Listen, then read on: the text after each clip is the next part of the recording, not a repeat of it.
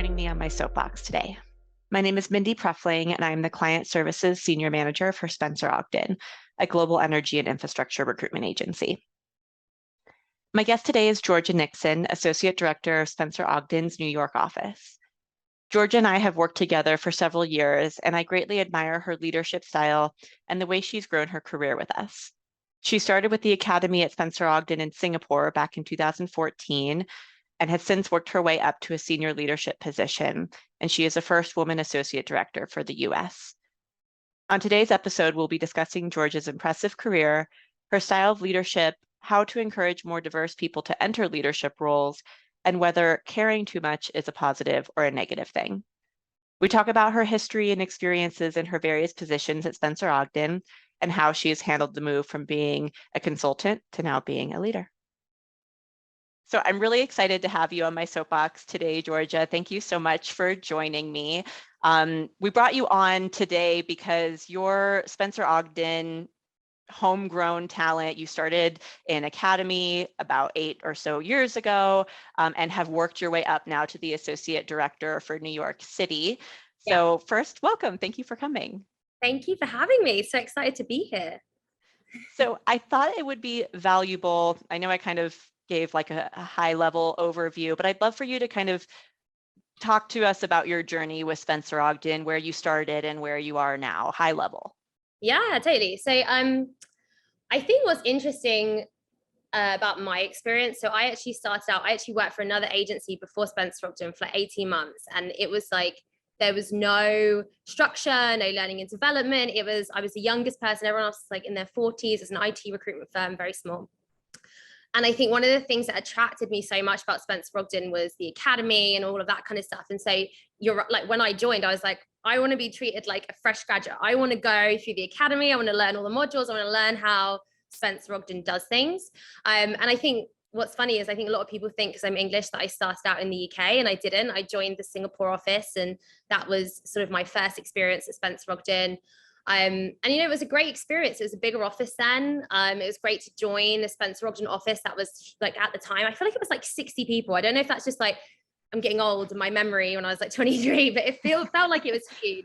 And it was great. We were doing oil and gas, like contracts, and we were doing, renewables. I was sort of one of the first people to go into the renewable energy desk in Asia on the perm side, which was really interesting and, very emerging at the time. We were doing a lot of placements in sort of like, Indonesia, where, you send candidates to interviews and you wouldn't hear from them for like a day because they're like out of cell service. And, it was really good. I remember going on a client meeting on a tuk-tuk and wow. Just really fun stuff. Yeah, really great experience being in your early 20s and sort of worked my way up.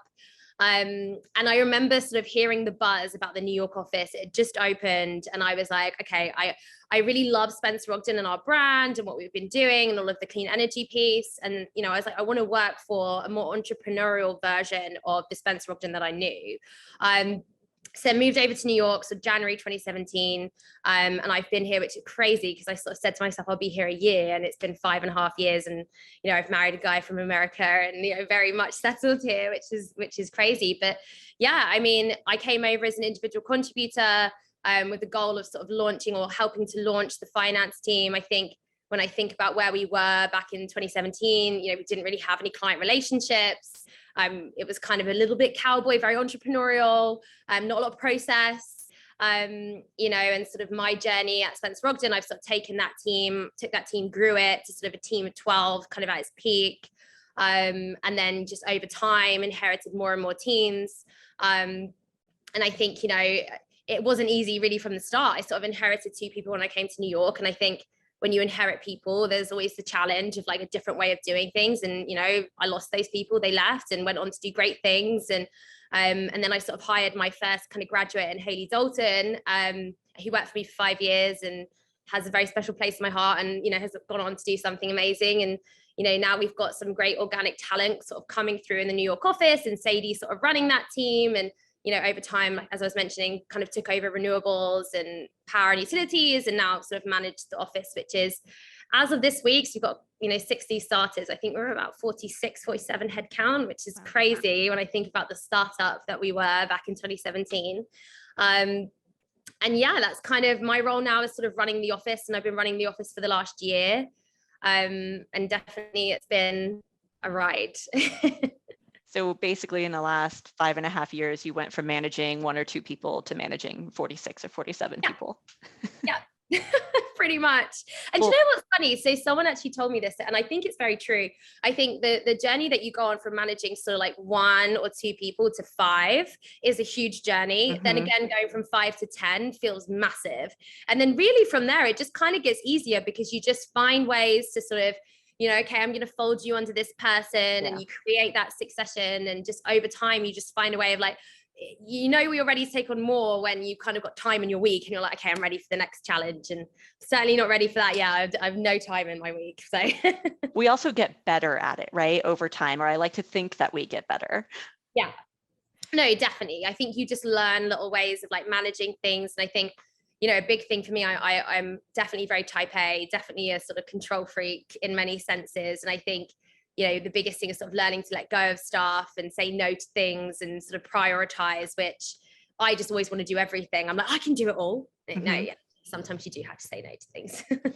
I want to kind of dig into this experience that you've been through the last couple of years, the last few years, really getting to the point where you are now, because yes, you're right, going from 1 to 5, 5 to 10, and then, 10 to 20 plus is a different experience every time. And you've really like contracted that in a very short period of time. When you and I first started speaking, I'll go back. When you first came to the US, and that's when you and I met, we bonded because we had a really similar kind of path. We both were becoming new managers and taking on small and growing teams. And I remember commiserating on how challenging that was for each of us. But whoever is listening to this episode doesn't have the benefit of getting to hear our hour-long, I'll say moaning conversations where we would be struggling together. So I kind of want to talk a little bit about what some of your challenges through that growth were, and what that journey, that path to leadership looked like for you. Yeah, I think I've been on a lot of a week is a really long journey, and I'm still kind of going through it. I think, 2 of the things I probably sort of struggled the most with is like going back to that control piece and just being, able to sort of say, hey, you need to let some things go. And I think for me, and this will resonate with you, I think I was always so proud of sort of my client relationships and the relationships that I had fostered and sort of built from nothing. And I think, there is a trade-off when you step up and take on a bigger role. And, sometimes I lie in bed at night and I'm like, I don't think that client is getting the same level of service he used to. And, and it bothers me. And I think it's about accepting that, in order to move forward, you do have to let go of some things and you do have to step out of your comfort zone. So I think that's the kind of control thing has probably been the biggest thing. I think the other thing, and maybe even the bigger thing, has been really sort of around sort of confidence in myself. And we've spoken before about imposter syndrome, and I think people will probably watch this, roll their eyes and go, okay, yeah, imposter syndrome, everyone uses that. And it's like, it is real, it's a real thing. And I think, we were talking earlier, it could be an age thing, it could be anything, I think for me, I've always sort of, whenever I've met resistance in kind of where I've been promoted, or someone's sort of been like, oh, I don't respect you, or I don't want to work for you, or, whatever that may be, I've kind of obsessed over it and been like, why, give me a reason. I want to know, I want to fix it, whatever it is. And I think, and then I like internalize it, and I'm like, okay, what have I done wrong? What could I have done to that person to make them feel that way? And actually, sometimes it's just the way it goes. And it's like having that, not letting that deter you, not letting that slow you down and affect your confidence. I think that's a very big thing. Yeah. So not letting kind of like the roadblocks that you hit through your leadership journey stop you from continuing to pursue it. Down. Yeah, totally. And kind of make you doubt yourself, and I was thinking about this earlier. I think there were so many meetings that I would go into, or conversations I would go into, and I would sit there, and maybe because the people in the room, I perceived them to be older than me or more tenured than me, or having done the job, in a different company, so they therefore knew more. And I would sit there and I'd want to speak, I'd want to say something. And then I'd get so angry at myself. I'd walk out of the meeting and be like, why didn't I speak up? I had a really good point. Why did I sit there and kind of swallow it and second guess myself And, and unfortunately, I've seen, firsthand where like I haven't said something and I've seen something, I've observed something and it's gone on and it's got worse and it's become a bigger problem as time has gone on. And I think it's, again, it's about having that confidence in yourself. Like you're in that role for a reason. There's a reason why you're there, and you have to back yourself. And also, it's okay to make mistakes. It's okay to get it wrong. I think I was so paralyzed by the fear of speaking up in a meeting and sounding stupid. It's like, that's okay. People do this all the time. It's a natural thing. I want to go back to the first point that you made about, or your first struggle that you talked about, the control piece and the letting go. And the way that I think about this is like, you're previously, before you're in a management role, you're a technician. So you're in execution. So you're, bringing in business, closing business, bringing in business, closing business. And when you move into a leadership role, now you have to entrust that to your team or to other people that maybe haven't done it before, or maybe you're doing it differently than you are, which is really challenging for someone, when that's where you found your success. And now you're going into like uncharted territory, something that you've never done before. And we like what we're good at. We like to do what we're good at. So when you move from technician into leader, then you have to let go of what you're good at and go into the unknown of am I good at this? I don't know. Yeah. And it's kind of like stepping back and sort of, I really struggled for a long time with sort of the whole coaching methodology. That was really, really tough for me because, again, such a control freak, like wanting to be into everything. I felt like by being into everything, I could make sure that we'd hit our targets or we would be successful in this endeavor. And actually what ended up happening is I was kind of like paralyzing my people. They weren't, failing and learning and growing themselves. And so like, I really struggled with that. It took me a long time to kind of master it. And that kind of like moment where you're like, not afraid of the silence and you're letting them make the mistake because they're going to come back around and it's going to be better, more impactful as a lesson than just telling them the answer. And I think it takes a long time to get your head into that space and out of technician, out of salesperson, out of, competitive, number kind of I'll win at all costs, if that makes sense. It does. And I want to go back then again, another comment that you mentioned, like when you are in a room with other people and likely other leaders. I'm assuming you mean like leaders within Spencer Ogden, like if you're on like in a leadership meeting, something like that. Definitely, yeah. So I want to kind of visualize what this looks like a little bit. When you look around the room, when you're in a leadership meeting at Spencer Ogden, what do you see? What are the people like? Yeah, I think that it depends on the setting. I think that one of the things I'm really proud of in New York, and I know I'm seeing that in Denver and most of our offices at the sort of senior manager level and like team leads and all of that, is we have a lot more diversity than we did before. There was a point in New York years ago where I was the only female in the leadership meeting in New York. And that was really tough for me. And I can remember, people making jokes and, like off the cuff comments, and that I would really take personally and sort of be like, no, that's actually really like upset me, like I hate that I'm the only female in this room. And now I look around and it's like 50-50, we've got people from different backgrounds, Dominican, Fijian, like, and it's just a great half men, half women. And I love that. And I'm really proud of that. I do think that, it's like with any change, I think there's a lot of expectation a lot of the time to change things. And it's okay, great, tomorrow it's going to be this. And I think, when I look at the sort of office leaders, I think across the US, I think, yes, those conversations are a lot more diverse. We have, female leaders on those calls, but there are no other office leaders, that are established associate director office leaders. And yeah, like I wish that was different for sure. I wish there were more females coming through. I think I feel happy that we're starting to see that. And, and I think even in the next year that will change in a positive way. But yeah, in terms of what it looks like, sometimes I'm on a call and I'm reporting on numbers and, profitability. And I'm thinking to myself, I'm the youngest and the only woman, but that's okay, and it's, I think that probably not so much now, but I think when I first was doing it and I was starting to get into that, I think that's when that whole sort of self-doubt would come into it. And I would say to myself, like, should I be here? And like start questioning things. And, it has definitely been a journey around, no, you should be here. You have great things to say, you've earned your place, and don't let that little like voice in your head, that doubt sort of deter you.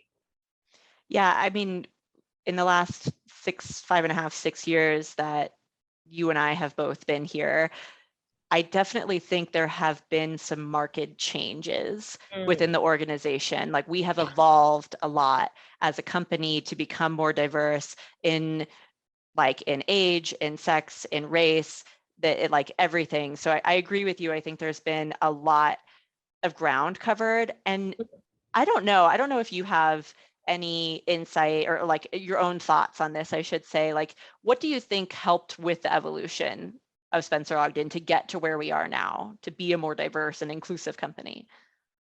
I have my own theory on this, and I don't know if you'd ask everyone if they'd agree, but I definitely think that, you know, the US business being such a huge portion of Spencer Ogden globally, and, you know, like the rise of all of the offices in the US has been, you know, incredible to watch over the last 6 years. And I think also the shift, I mean, we spoke about this before, but also, you know, coming out of being predominantly oil and gas and now being, you know, really clean energy focused. It's such an amazing transition to see an organization go through. And I think for me, like when I started noticing the change was when I was noticing with my clients, you know, when my clients were coming to me and going, we need to do better. You know, let's not sell this to anyone. Let's not make out that it's different than what it is. Put some photos on our, you know, website and make it seem like it's more diverse. Let's just be honest about it and let's make a change. And I think that that has really impacted Spencer Ogden, I think, over time, because when you're speaking that and living that with your clients, it does cause you to like reflect internally and think, okay, are we mirroring that change? Are we, you know, keeping up with the times? And, you know, someone asked me this recently, not in the US, from a different region, you know, sort of like, how do we impact, how do we get more women to, you know, come through the ranks and sort of, you know, be operating at a senior level? And I think it's a really hard one to answer, I think, that one. I think, you know, my thought process is, when I think about my experience, I think I was always just obsessed with, you know, being the best at something and just driving forward. I used to make jokes all the time about being a CEO and being the CEO of Spencer Ogden, and like I would like, you know, jest about it. And I think then I got really comfortable in just saying it, because no one would be like, no, you won't. And I was like, okay, you know what? I'm gonna do it. I'm gonna really like, I'm gonna say it all the time until eventually, you know, like I'll wait it out long enough. Manifest it. I don't know. But yeah, but you know, and I think it's like finding people like that in your organization right now and looking at, you know, who are the graduates we're hiring, who are the consultants we're hiring, who are saying things like that, who have that drive, you know, figure out where that drive comes from, you know, nurture it, give people opportunities, don't ever tell them no. And the right people will make a pathway. You know, I think for me, it was never, you know, when I moved to New York, I don't think anyone was ever thinking, oh yeah, that 27-year-old with zero experience in the US, like she's going to run an office of 45. No way, you know, and there were definitely sort of times where, you know, I'm sure people, you'd have asked them, they go, no, she won't run the office. And, you know, I made it happen. I wouldn't stop until I got to that point. And the second I saw an opportunity, I was like, I want this job. What do I need to do? And I think it's about sort of reflecting that in the people that you hire, and like, and treasuring those people and giving those people an opportunity, nurturing it, bringing them through. I think that a lot of the time people ignore those people and just go, oh, yeah, you know, like we'll figure out, you know, whatever. And that's when you lose those people, right? And that's why in some offices and organizations, you do see that still very, you know, heavily male dominated kind of environment. Yeah, I hadn't thought about it this way, but I really like your point that our like diversity has improved over time because of the industries that we service. Yeah. Are one, that they care about it, and two, I think it attracts talent that also cares about, like, you know, renewable energy, for example, is the top industry that we service, I would argue. And I don't know if that's true, but I think it is. No, I think it is. Yeah. So, you know, like I think that attracts a more diverse talent pool than, say, oil and gas, to your point, which is where we started. So that's a really good point. I hadn't considered that before. And then I think we've also done a better job the last 3-4 years to, what's the word I'm looking for? To like nurture that up and coming talent, because we have at the lower level, we have more, we have a pretty even, you know, like 50-50 split in terms of male to female. Yeah. So then, you know, how do we nurture and develop and grow, again, to keep that split as we go up middle management up to the level now that you're at? I mean, for those who don't know, associate director at Spencer Ogden is, you know, once removed from the director of the Americas, who reports to the CEO. So it's a really high ranking title. And Georgia was the first woman to be promoted into this. Is that globally, or is that just in the US? No, I don't think it's globally. I actually think my old manager in Singapore was the first female to do that. And then I would be the second globally, but first in the US. Yeah. I mean, which is a big deal. Could be wrong.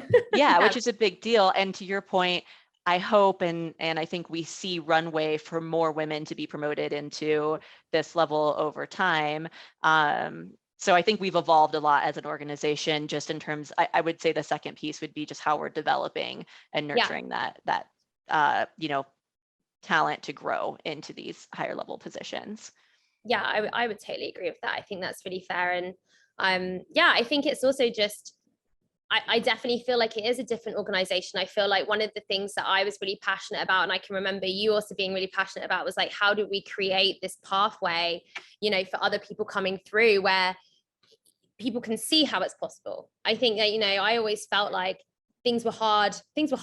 I'll be really honest. There were like times in my career where I was definitely held back on certain areas, or like maybe not given the same opportunity where, my skill set, I was hungry, I was ready, I would have taken it on, I would have been successful. And I just never want anyone that reports into me or anyone that I'm aware of in the organization to feel that way. And I think it happens way less now. I think that I can't really think of any scenarios where anyone's in the business and you're like, that person should be promoted. They should already be in a leadership role. And so when I think about it like that, I think we have evolved so much, and it does make me really proud. I've been with this company for 8 years. I never thought that I would be one of the people who's part of the furniture, but here we are. And I used to look at those people and be like, God, I'll never be that. I'll never be me. And I am one of them. I hear you. Yeah. And you as well. I feel that. Yeah. And I just think, that part does make me really proud. And I just think, wow, look at what we've done so far. Where can we go? Yeah. So it's exciting. So I think you mentioned that you struggled a lot. I can totally relate to that. I want to talk about that a little bit more, because I know that transitioning from a senior manager to associate director is a humongous move within Spencer Ogden. And that's when you went from, senior manager, you were managing a large and very productive team, to associate director, you were managing an entire office with multiple teams, some performing, some not performing. And during that time, there was kind of a change of guard beyond you coming into the associate director. So I know that was a really tough time for you. I think this is something that we don't talk about enough when people talk about, getting into leadership, and it kind of, everybody looks at leaders like, oh, you've always been there. This is, like, this is easy. You've got it easy now. So I'd love to talk a little bit about what were the challenges and struggles that you had during that time. Yeah.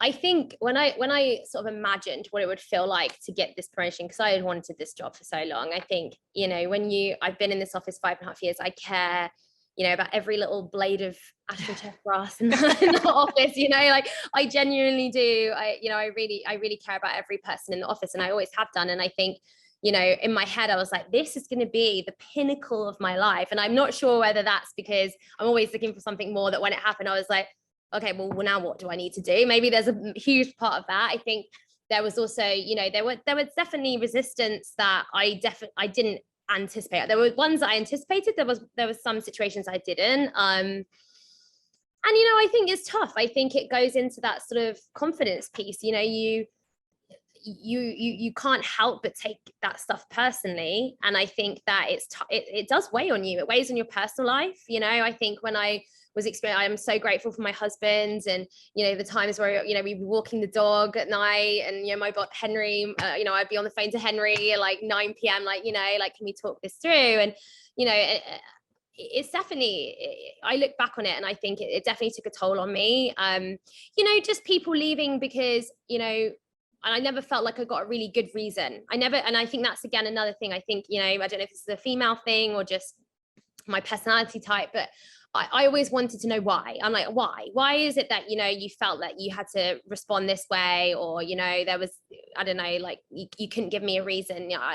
I think that's the biggest thing, because we always want to learn and be better. And when someone doesn't tell you why, you can start to attack yourself kind of emotionally and be like, you're not good enough. Maybe it wasn't the right move. And, that definitely takes a toll. I think if I could go back and do it again, if I could redo this year, I think I definitely would say to myself that no, and I would remind myself like, no, you are the right person to do this job and you've earned it. And, if people don't respect that and they want to challenge that, that's their problem. It's not yours. I think it's about looking at things and going, can you walk away from it and know that you did everything you could have done to be the best version of yourself and be the best leader for that person? And if you can hold your head up high and say, yes, I did, and they just, didn't respond to it, or they chose not to lean into that, that's not your fault, but it definitely, I think it needs to be normalized, like I think a lot of people kind of glamorize things that, oh yeah, then this happened and it was so great. Well, no, it wasn't. It was definitely really challenging, emotional time. And,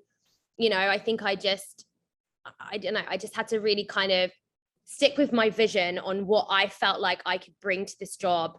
The fact that I care so much, and people say, you shouldn't take it personally when people leave. And I actually don't know if I agree with that. I think that everyone that leaves, I take personally. And this is a funny story to bring up, but I remember when I first got into sales, and there was someone there and they were like, you care too much, and it's going to be your greatest strength, but your greatest weakness. And you need to learn to manage that. And it's funny because I actually still think that. I think it's my greatest strength and maybe my greatest weakness, like I care too much. Everyone that leaves, I take it personally, but I learn. Oh my God, do I learn? I learn from every leaver, there's something to be taken away from it. And whether it was the way I conducted myself, whether it was the way I handled that situation, I always walk away from it going, okay, what did I take from that? What did I learn from that? And, going forward, how am I going to be a better leader because of that experience? Yeah, I kind of got the chills when you said you care too much, because this is definitely something that I have been told before, like as a negative. Yeah. And I'm wondering if this is like a more inherently female trait that, Yeah. we come to work, and this isn't exclusive like, to females, but Yeah. I come to work wholeheartedly, Oh, and I care very much about the people that work for me. And I agree with you. Like sometimes I'm like, maybe I care too much. And I think that internally because I've heard that before. But I'm wondering if, if a man in your position would get the same feedback, or if they had the same kind of reaction that you do, that you care so much, would they get the same feedback? Would that be a negative thing? I don't know. yeah, that's really true. I think the other one that comes up a lot, and I think women deal with a lot, is that was an emotional response. And that one for me is one that I've really struggled with, because I don't know if you believe in like Myers-Briggs, if you've done the whole personality type. I am an ENFJ. I am the biggest feeler. I make most of my decisions based on emotion, how I'm feeling. And, I've learned to manage that, of course, over my experience in the corporate world. You can't always sort of respond emotionally to everything. But, I think that that's just who I am as a person. So, if there is a bit of emotion in the way I communicate, because I care, and it's because I'm passionate about that subject, and I'm not going to reword or like think through the way I speak just because it might be perceived as an emotional response. Now obviously there are times where you have to be like you can't be like crying or like whatever, but like I think it's important to show you care. Like people don't want just sort of a monotone analytical, like I think passion is so important. And like, to be a great leader, you have to be passionate about what you do and care about what you do. And I agree. I wonder if people would get that same feedback, if men would get that same feedback about caring too much and it being a negative thing. I think that the corporate world and what we know it, and it's always evolving, right? If you ask people 10 years ago, do you think work from home would be a thing? People are like, oh no one will ever be able to work from home. That's crazy talk. And so I think we just have to accept that maybe some of the things that we still think of as corporate or like right or wrong, is archaic, and actually it's okay to be emotional. It's okay to have confidence issues. It's okay to have imposter syndrome and have those moments of self-doubt. Talk about it, normalize it, because I guarantee you all the people underneath you are having those same battles when they have to publicly speak or handle a big issue at work. They're having those nerves, and it's like we're all the same. We're all people at the end of the day. Yeah, this, like, to come full circle on the imposter syndrome, which was the second struggle, or the confidence piece that you mentioned that you have. I think we have been trained. I think this has changed, like you said, the business and corporate world is evolving. But when we were coming into the workforce, however many years that I don't think we have to mention right now ago that we came into the workforce, it was a little bit different. And you're right, like there was Yeah. no place for feelings. And you're right that, crying or whatever has its place. I actually believe that, like, being emotional even to that point, depending on the audience in this scenario, is sometimes appropriate. Yeah. It shouldn't be like your go-to, like, I didn't get my way, so I'm going to cry about it. But, like, sometimes it's like, you know Yeah. what, this is something that's really impacting me, and this is how I feel about it. Like, we should Yeah. have permission to feel in our job. And then if we're honest about it, there's like some expression, like there's no shame in the light. So once you kind of get it out there, there's no more shame in it. And then you don't feel, whoever you're talking to hopefully is compassionate and empathetic to what you're going through, even if they haven't had the exact same experience. But it's like, you know what, I see you, and Yeah. I still believe in you, and I Yeah. still like want you and believe that you are the right person for this job. And then suddenly that imposter syndrome, like, black cloud that's hanging over you, dissipates a little bit, and you feel a little Yeah. bit more secure, and the imposter syndrome goes away. Because that's what I think the like imposter syndrome to me is, like, you're just kind of in your own world, and you're too afraid to tell people what it is that you're going through, because you think whoever you're talking to is better than you in Yeah. some way, or more accomplished, or Yeah. more senior, or older, or wiser, or more Yeah. male, or whatever than Yeah. you. And so like that to me is, when you open up and you see other people as humans because you're able to show up as a human, is when you're able to feel more secure in your position. Yeah, I literally could not agree with that more. I think it's just, yeah, I love the idea of just normalizing it, speaking about it more. I think for me, the imposter syndrome, I always imagine it like a little voice in my head, and it's when that voice gets control and, like, makes the decisions, and it's like kind of like you sometimes have to take a step back and go, no, like, be quiet, you're wrong, like, your voice is important. And I think I gave up. I think I always thought about what leadership should be, and the leaders that I have had, and a lot of them predominantly male, and sort of what do they look like, how did they lead, how did they operate, because we learn by observing. And I think I gave up a long time ago trying to be like carbon like copies of them. And you kind of just, I am who I am. I am a naturally, as emotional in the way I think, but I'm a vulnerable leader. Like, I lead with vulnerability. That is where I'm comfortable. That is where I'm at home. I will stand up in front of as many people as I need to and be like, I made a mistake here, and this is what I learned from it, and I'm not afraid to admit it, and it changed my life. And I think that definitely resonates with a lot of people. I think that, don't always act like everything's perfect. It's not. So I think, just kind of to go on that point, I think a good place for us to close is, I want to know, like, I guess I have two questions. I'm trying to decide which way to go with this. So when you started in the AD position to now, it's been about 18 months or so, like a year and a half and some It's actually change? just a year in Just a August. year. Oh my I gosh. know. My Well, year anniversary. congratulations. Thank you. So a lot has changed in that year in the New York office. Like, what are you proud of, and what are you looking forward to moving forward for New York?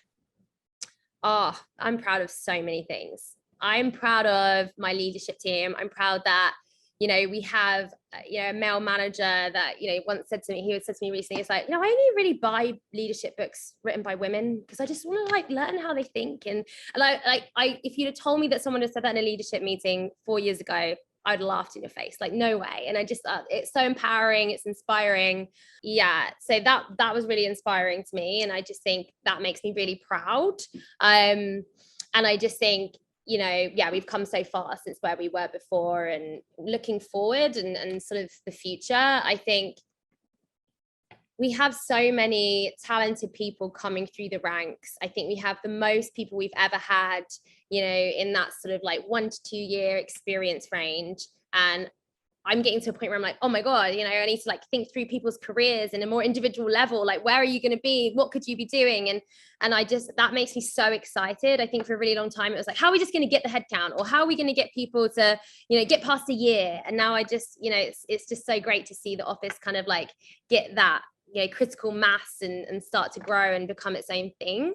So I'm looking forward to seeing more female and diverse people, sitting at the table and having impact on decision making, for sure.